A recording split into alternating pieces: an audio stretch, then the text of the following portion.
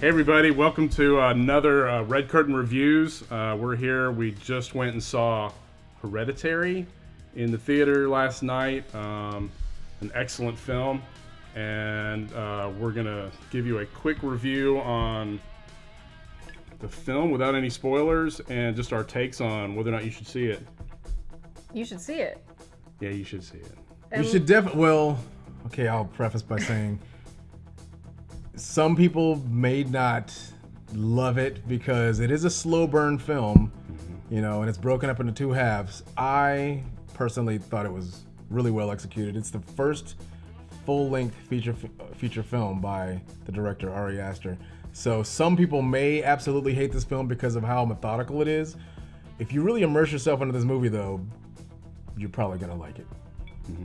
So the movie stars Toni Collette as the mother, and Gabriel Byrne as the dad, and then the main girl, Charlie, I don't remember her name. It was Millie Shapiro. Millie Shapiro, and who's a Broadway star apparently. And then the son is Alex Wolff. Alex Wolff, who was from Naked Brothers. Naked fan. Brothers something. And I was past my time, but and Nickelodeon show. Is a Nickelodeon. He was a kid actor. He was a kid actor, and now he's still a young adult actor. And then there's an older lady, and is that kind of the whole? It's pretty much it. It's a pretty small group. I mean, there's people, but in terms of like main actors, it's a really tight group of people. Yeah, it's an ensemble cast too. There's not really one particular focus in the film, which is kind of nice. Yeah. Yeah, but the heart of the film is basically just like those four, the family. The cool thing about this film that I really loved, I don't know who played Grandma, Oh yeah, there's Grandma. but grandmother's presence lingers over this entire film, and it's great because you only see her like in the flesh a few times, but then the rest of the time, her just like overall, just like kind of essence, her aura, just like through pictures and kind of, stuff. So I guess real quick, the film is a story of a family that's battling with The recent death of the matriarch, the grandmother. the Toni grandmother Collette's had mother. passed, and so Toni Collette, the mother's going through this grieving process, and it's a confusing process because, as you find out, the family is riddled with mental issues. So the film has a lot about family dynamics and mental issues and the way they function with it. But what's kind of nice about this, so with the trailer, it does have a pretty good even. I wouldn't say the trailer was completely misdirecting like It Comes at Night was. Yeah. Like this trailer's pretty good, but there are a lot of things that the movie did to subvert your expectations of what the trailer did. So that's really nice, because I went into it expecting just like a regular, like something like The Babadook, where it's like, okay, it's going to be a psychological horror, it's sort of like an allegory for mental illness. But this one was more like More The complex. Witch, where there's family dynamics with a supernatural element involved. Yeah. So that was good. Yeah, it's a complex film. If you're creepy. looking for, it's creepy, it's complex. Very creepy. It's slow build, but it's not poorly paced. Yeah. What we're saying, the right? pacing was amazing. Yeah. It's a great methodical, but it's not fast, and there's not like quick cuts, and the editing is really nice. Right. And it was shot really well. Yeah. It's like the perfect combination of like your art house horror film with mainstream horror, like perfectly combined. It's not one of those films that's like, jump scares for no reason kind of thing. It's like a very meticulously crafted film. And it's one of those films that you have to be very observant with, because throughout the film, as you're watching it, you're going to notice that there's callbacks to things that have were either said or happened, before in the film. Yeah. And so things are going to start like clicking and coming together, and you're going to be like, oh, damn. And it's one of those films that's really going to like resonate and stick with you after the film. Like you're going to sit there at the credits and just be staring at the screen like, what did I just watch? I kind of felt like I needed a shower.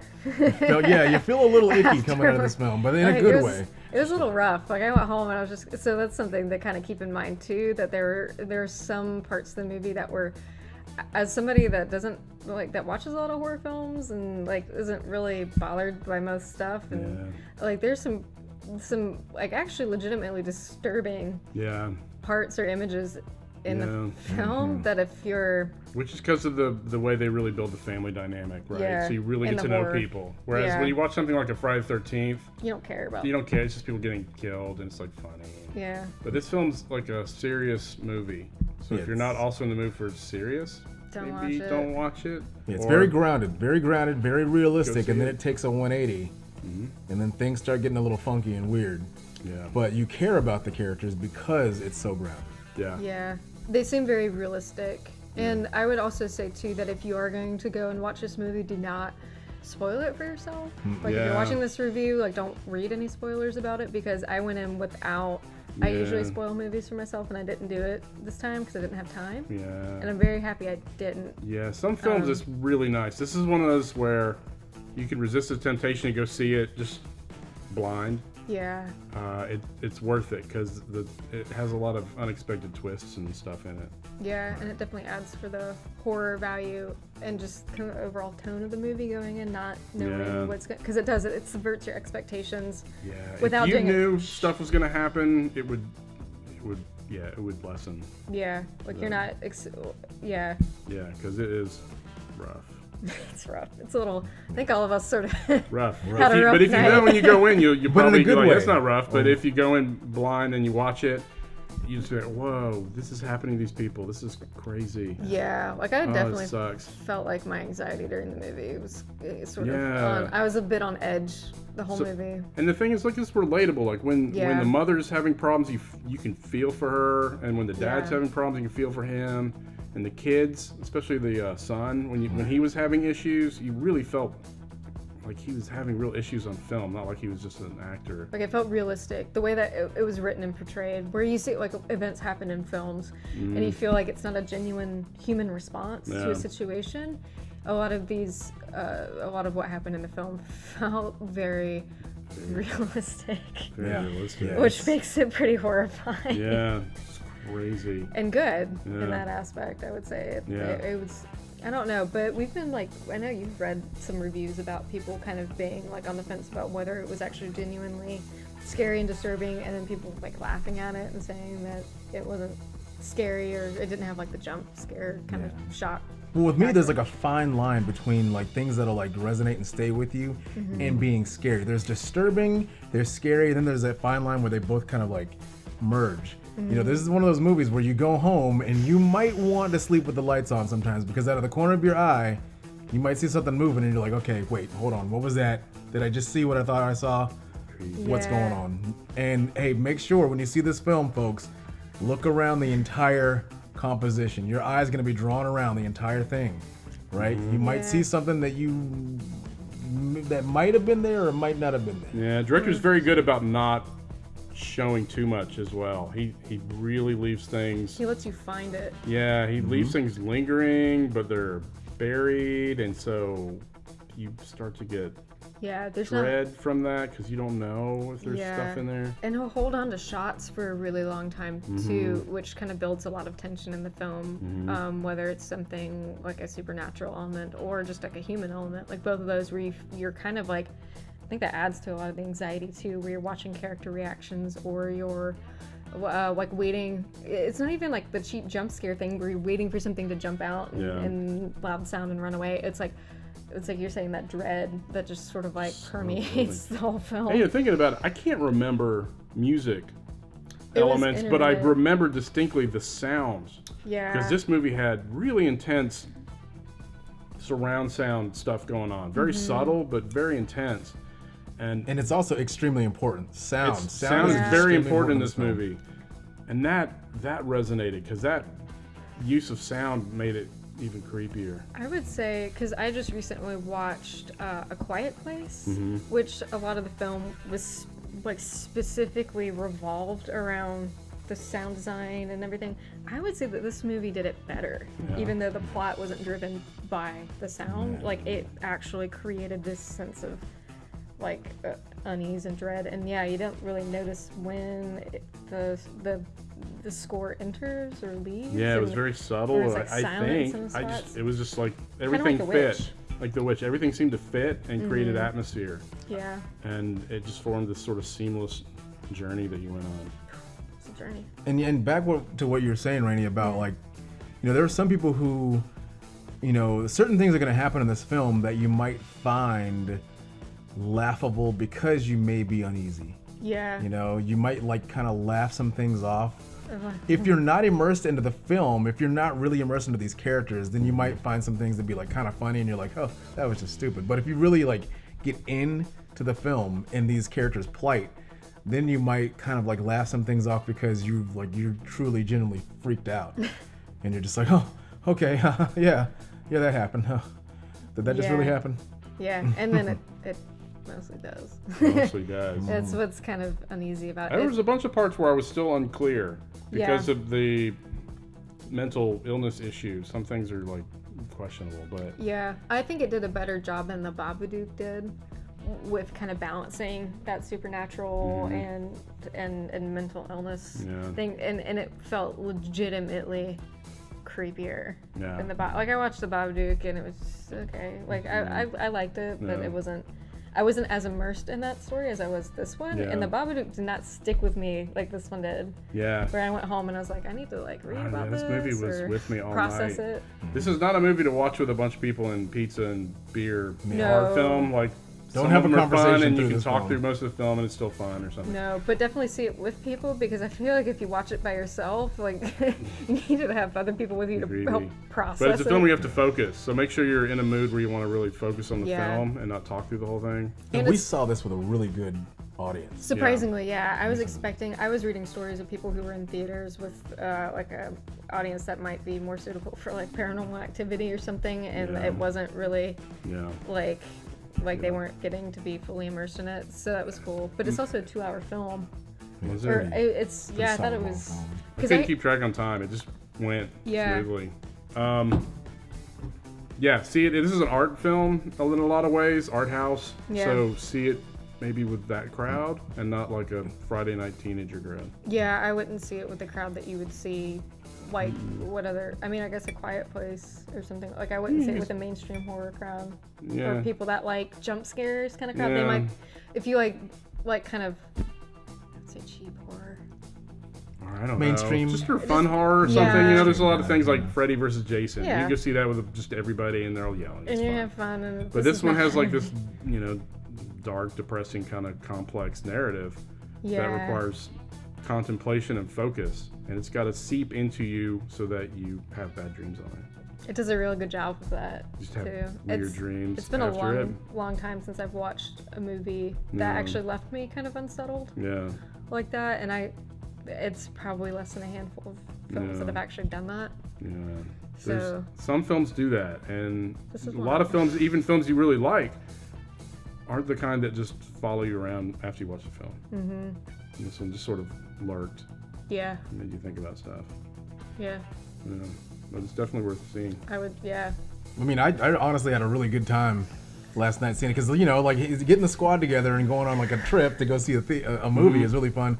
But also since we specifically went to the Midtown Art Cinema, and then so that theater itself, I mean the name says it, already. Art Cinema. But then the people that we saw with, the group that we saw with, not only just like our immediate group, but just the theater crowd was a really good crowd. They were really, really, really good. I mean, just the reactions and everything of everyone was just so great. Yeah, it was very genuine too. And I think if you get a chance, go see it in the theater because the sound is important, and the surround sound was really good, which you won't get from watching it on your computer or your TV even, because it's really immersive. Yeah. And I think that in a good theater makes a difference. Yeah, I would see it in a theater where you're not going to have people bringing their kids to a showing. Like you want to make sure that you see this somewhere where you're not going to be children. Like where you hopefully there would be a mostly respectful audience, because it is a quiet film too, so it's not like you have a lot of sound going on.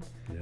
So having somebody in a theater that would be disturbed, constantly distracting or disturbing would not let you experience it fully, I think. Right. But you also might just need some of that comic relief to pull you out of it occasionally. Too. Just watch it and feel the dread.